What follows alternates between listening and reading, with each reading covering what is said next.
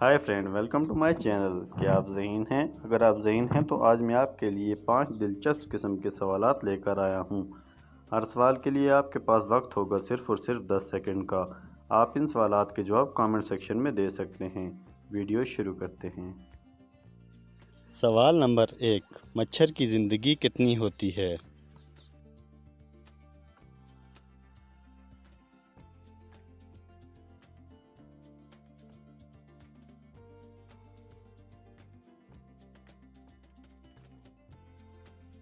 इसका जवाब है 7 दिन।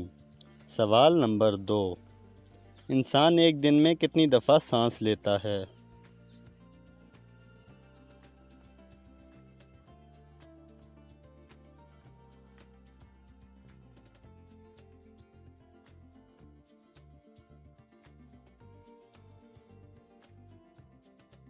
इसका जवाब है 28,800 दफ़ा।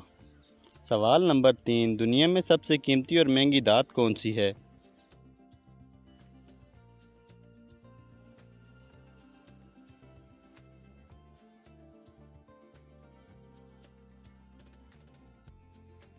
इसका जवाब है प्लाटिनियम। सवाल नंबर 4। वो कौन सा जानदार है जो अपनी गर्दन नहीं मोड़ सकता?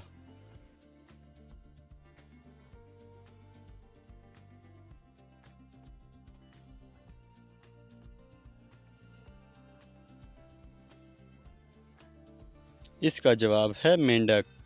सवाल नंबर 5। दुनिया में सबसे महंगी लकड़ी कौन सी है?